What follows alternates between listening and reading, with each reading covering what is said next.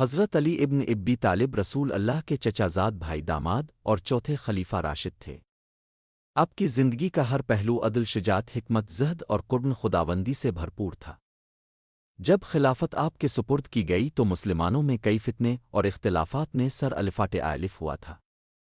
ایسے وقت میں حضرت علی نے نہ صرف امت کو جوڑنے کی کوشش کی بلکہ عدل کے ایسے فیصلے دیے جو آج بھی تاریخ اسلام کے سنہرے اوراق میں درج ہے۔ آپ کے فیصلے نہ صرف اسلامی قوانین کی روشنی میں ہوتے بلکہ ان میں انسانی ہمدردی، مساوات اور عقل کی گہرائی بھی ہوتی۔ ان کے فیصلے صرف مسلمانوں تک محدود نہ تھے بلکہ غیر مسلموں کو بھی ان میں انصاف ملتا تھا۔ مشہور فیصلہ زرا کا مقدمہ یہ واقعہ اس وقت کا ہے جب حضرت علی خلافت پر فائز تھے۔ ایک دن انہوں نے دیکھا کہ ان کی زرا، لوہے کی حفاظتی قمیض، غائب ہے۔ کچھ دنوں بعد وہ زرا ایک یہودی کے پاس دیکھی گئی۔ حضرت علی خود عدالت گئے اور قاضی شریع کے سامنے مقدمہ دائر کیا۔ عدالت میں حضرت علی مدعی تھے اور یہودی مدعا علیہ۔ قاضی شریع نے گواہ مانگے لیکن حضرت علی کے پاس حضرت حسن کے علاوہ کوئی گواہ نہ تھا۔ اسلامی قانون کے مطابق بیٹے کی گواہی والد کے حق میں قبول نہیں تھی، لہذا قاضی نے فیصلہ حضرت علی کے خلاف دیا اور زرا یہودی کو دے دی۔ یہودی حیران رہ گیا کہ ایک مسلمان خلیفہ خود عدالت میں آیا اور قاضی نے اس کے خلاف فیصلہ دیا، اور وہ خاموشی سے مان بھی گیا۔ یہ منظر دیکھ کر یہودی نے کہا، یہ عدل صرف نبیوں کے دین میں ہوتا ہے۔ میں گواہی دیتا ہوں کہ اللہ ایک ہے اور محمد اس کے رسول ہیں۔ یوں حضرت علی کا فیصلہ انصاف کی ایسی مثال بن گیا جو دلوں کو بدل دیتا ہے۔ فیصلہ رعایا اور گورنر کے درمیان۔ حضرت علی کے دورن خلافت میں ایک موقع پر کوفہ کا گورنر اور ایک عام شہری کسی زمین کے معاملے میں الجھ گئے۔ حضرت علی نے دونوں کو اپنے دربار میں بلایا، دونوں کے بیانات سنے اور گواہوں سے تفتیش کی۔ حضرت علی نے فیصلہ گورنر کے خلاف دیا۔ گورنر نے کہا، امیر المومنین، آپ مجھے شرمندہ کر رہے ہیں؟ حضرت علی نے جواب دیا، شرمندگی اس وقت ہوتی ہے جب انسان ظالم ہو۔ میں نے تو عدل کیا ہے۔ یہ فیصلہ عام عوام کو طاقتوروں کے خلاف اعتماد دیتا رہا۔ ایک مرتبہ حضرت علی کو اطلاع ملی کہ بیت المال سے کسی نے کچھ مال چرایا ہے۔ تفتیش سے پتہ چلا کہ حضرت علی کے بیٹے محمد بن الحنفیہ پر بھی شبہ ہے۔ حضرت علی نے فوراً معاملے کی تحقیق کروائی۔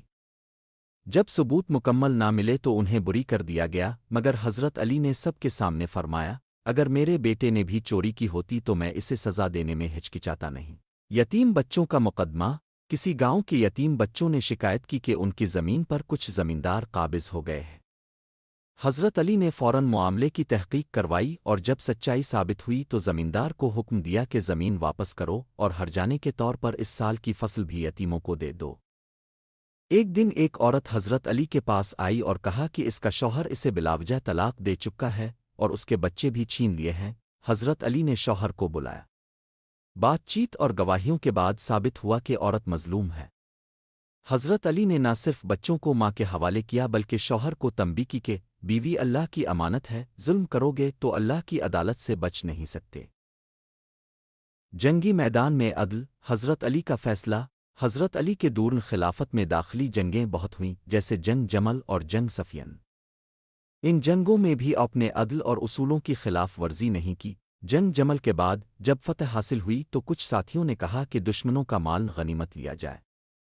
حضرت علی نے سختی سے انکار کیا اور فرمایا، ہم نے ان سے جنگ صرف فتنہ ختم کرنے کے لیے کی ہے، لوٹ مار کے لیے نہیں۔ مسلمان کا مال، خون اور عزت ہمارے لیے محترم ہے، خواہ وہ ہم سے اختلاف کرے۔ یہ ایسا فیصلہ تھا جس نے نہ صرف اسلامی اصولوں کو بچایا بلکہ امت میں دوبارہ بھائی چارے کو زندہ کیا۔ قیدیوں کے ساتھ حسن سلوک کا فیصلہ۔ جنگ صفین میں جب حضرت علی کے مخالفین قید کیے گئے تو کچھ لوگوں نے مطالبہ کیا کہ انہیں قتل کر دیا جائے کیونکہ وہ دشمن تھے۔ حضرت علی نے فرمایا، ہم دشمنی کی وجہ سے عدل چھوڑ دیں؟ نہیں، ان کے ساتھ وہی سلوک ہوگا جو رسول اللہ نے قیدیوں کے ساتھ کیا تھا۔ ان قیدیوں کو کھانا پانی اور عزت دی گئی۔ بعد میں کئی قیدی مسلمان ہو گئے۔ معاویہ کے ساتھ فیصلہ سازی میں حکمت۔ جنگ صفین کے بعد جب حضرت علی نے ثالثی کا فیصلہ کیا تو آپ نے ابو موسیٰ اشر کو اپنا نمائندہ مقرر کیا جبکہ امیر معاویہ نے عمرو بن الاس کو چانا۔ حضرت علی نے اپنے نمائندے کو تاکید کی، عدل سے کام لینا، نہ میری محبت میں نرمی دکھانا اور نہ دشمنی میں سختی۔ اگرچہ ثالثی کا نتیجہ امت کے حق میں نہ آیا، لیکن حضرت علی کے ارادے اور فیصلے میں خلوص، عدل اور اصلاح کی نیت صاف تھی۔ بیت المال کا اصولی فیصلہ۔ ایک موقع پر حضرت علی کے سامنے بیت المال کی رقم آئی۔ لوگوں نے مشورہ دیا کہ کل تک رکھ لیں تاکہ بہتر تقسیم ہو سکے۔ آپ نے فرمایا، یہ مال اللہ کا ہے، کل کا انتظار کیوں؟ اور اسی وقت بیت المال کی رقم غریبوں، مساکین، یتیموں اور محتاجوں میں برابر تقسیم کر دی گئی۔ آپ کے دور میں بیت المال خالی رہتا تھا کیونکہ جو مال آتا فوراً مستحقین تک پہنچ جاتا۔ گورنرز کی برطرفی کا فیصلہ۔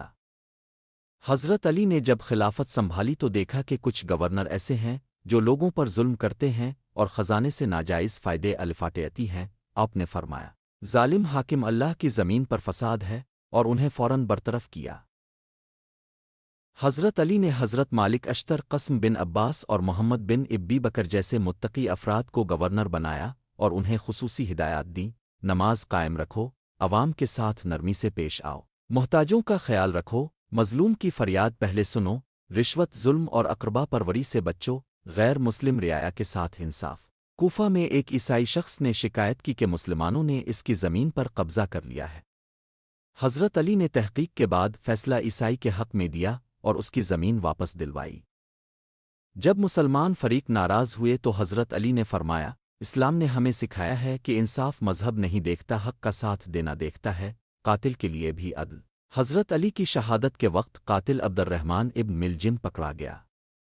آپ کو جب خبر ملی کہ اسے قید کر لیا گیا ہے تو فرمایا، جب تک میرا فیصلہ نہ ہو اسے کھانا دو، پانی دو، اذیت نہ دو۔ اگر میں بچ گیا تو میں خود معاف سزا دوں گا۔ اگر شہید ہو گیا تو میرا بیٹا حسن اس سے اسلامی قانون کے مطابق سلوک کرے۔ یہ وہ عدل ہے جو صرف ایک سچا مومن ہی دکھا سکتا ہے۔ حضرت علی نے قاضی شر کو ایک خط لکھا جس میں فرمایا، گواہوں کو اچھی طرح پرکھو، حاکم کی طرف جھکاؤ نہ رکھو، مالدار اور غریب کے درمیان برابر سلوک کرو، مشورے میں عدل، زبان میں نرمی اور دل میں تقوی رکھو۔ اپنی شہادت سے قبل حضرت علی نے وصیت کی کہ ان کے بعد خلیفہ وہی ہو جو امت چاہے، لیکن امت کا اتحاد سب سے مقدم ہو۔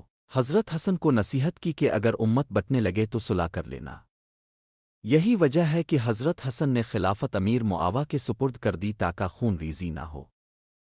حضرت علی کے فیصلے آج بھی اسلامی عدالتوں، علماء اور حکمرانوں کے لیے مشعل راہ ہیں۔ انہوں نے ہمیں سکھایا کہ عدل ہمیشہ دین، تعلق طاقت سے بلند ہوتا ہے۔ حکمران اگر خود کو قانون کے تابع رکھے تو امت فلاح پاتی ہے۔ اسلام صرف عبادات کا نہیں بلکہ عدل کا مذہب بھی ہے۔